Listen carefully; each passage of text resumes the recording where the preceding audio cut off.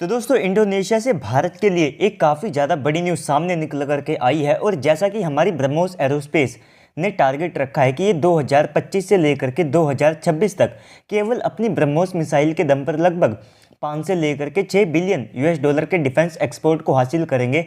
तो ये हमारे लिए सच में कहीं ना कहीं थोड़ा सा यकीन करना मुश्किल हो जाता है कि क्या एक अकेली कंपनी हमारे लिए 5 बिलियन यूएस डॉलर तक के एक्सपोर्ट को हासिल कर सकती होगी या फिर नहीं। क्योंकि अगर आप हमारी पूरी गवर्नमेंट का टारगेट देखते हैं जिनके अंडर आप सबको काफ़ी सारे हथियारों का एक्सेस देखने को मिलेगा, जिसमें तेजस जैसे फाइटर जेट आते हैं, एलसीएच जैसे हेलीकॉप्टर आते हैं, ब्रह्मोस जैसी मिसाइलें आती है, नेवल शिप भी आते हैं। तो इस सब के बावजूद भी हमारी गवर्नमेंट ने जो टारगेट रखा है वो अभी के लिए लगभग 35,000 करोड़ यानी कि ऑलमोस्ट 5 बिलियन यूएस डॉलर के आसपास का था।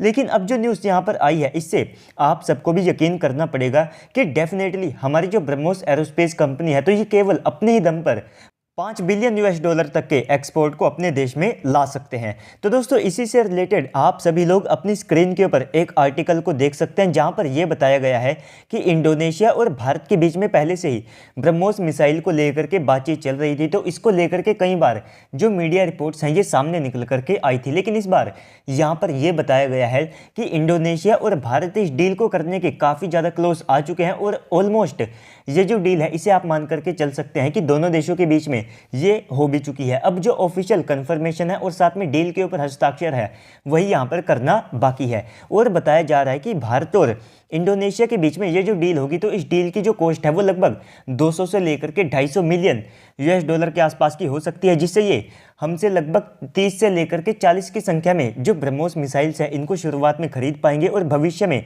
इनके जो ऑर्डर हैं ये और ज़्यादा बढ़ा दिए जाएंगे।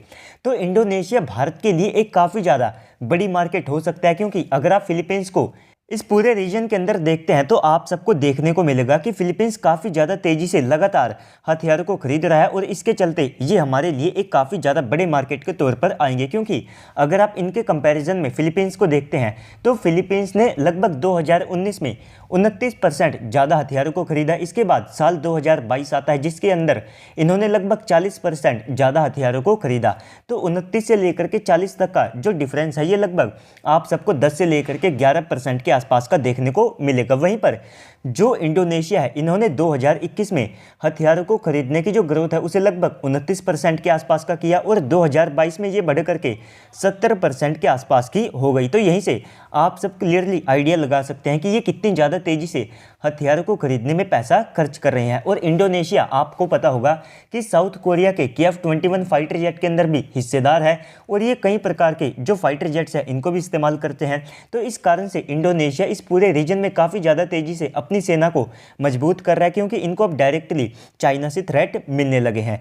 तो इस पूरे केस में हमारी जो ब्रह्मोस मिसाइल है वो इनके लिए सबसे ज़्यादा इफेक्टिव साबित होगी। और साथ ही साथ यहाँ पर यह भी न्यूज़ है कि जो ब्रह्मोस मिसाइल की डील है तो ये केवल एक गेटवे के तौर पर काम करेगी। भविष्य में हो सकता है कि इंडोनेशिया हमसे और ज़्यादा जो हथियार है इनको परचेज करे, जिसमें लाइट कैटेगरी के एलसीएच हेलीकॉप्टर भी आ सकते हैं, हमारी और मिसाइल्स भी आ सकती है। हमारे द्वारा जो एयर डिफेंस सिस्टम तैयार किए गए हैं तो उनको भी इंडोनेशिया अपनी सेना के अंदर शामिल कर सकता है। तो कुल मिलाकर के भारत दुनिया के अंदर जितने भी देशों के साथ में ये शुरुआती डील कर रहा है तो इसे आप हमारे लिए एक लकी चार्म मान करके चलिए, क्योंकि इसके बाद में हम सभी लोगों का यानी कि हमारे देश का उन देशों के साथ में एक रास्ता खुल जाएगा जिसके बाद में हम अपने बड़े हथियारों को भी यहाँ पर एक्सपोर्ट कर सकते होंगे। तो भारत का जो पहला एक्सपीरियंस है वो इन कंट्रीज़ के साथ में काफ़ी ज़्यादा बेटर रहना चाहिए, यानी कि इनको समय के ऊपर इन हथियारों की डिलीवरी मिले, हमारे हथियार काफ़ी ज़्यादा बेटर हो, कॉस्ट इफेक्टिव हो। तो कुल मिलाकर के यहाँ पर कहने का यही मतलब है कि भारत का जो फर्स्ट इंप्रेशन है वो काफ़ी ज़्यादा बेटर रहना चाहिए। अगर आप हमारी ब्रह्मोस मिसाइल की डील को देखते हैं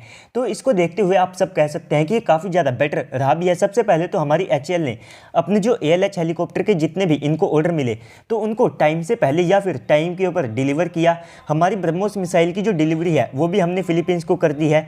तो कुल मिलाकर के भारत इस फील्ड में काफ़ी ज़्यादा तेज़ी से ग्रो कर रहा है। तो दोस्तों ओवरऑल इस पूरी न्यूज़ के बाद अब आप सबको क्या लगता है कमेंट सेक्शन में बताइएगा। साथ ही साथ अगर आपको वीडियो अच्छी लगी है तो वीडियो को लाइक कर दीजिएगा। अगर आप चैनल के ऊपर पहली बार आए हैं तो प्लीज़ से चैनल को भी सब्सक्राइब कर दीजिएगा ताकि आपको भविष्य में भी इस प्रकार के वीडियोज़ मिलते रहे। तो चलिए दोस्तों आज की इस वीडियो में इतना ही, मिलते हैं अगली वीडियो में, तब तक के लिए गुड बाय, जय हिंद।